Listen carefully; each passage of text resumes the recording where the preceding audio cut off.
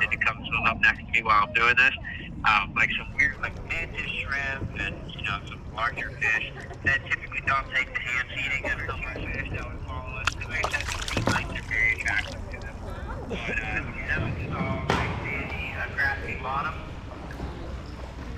And tonight's visibility on this side is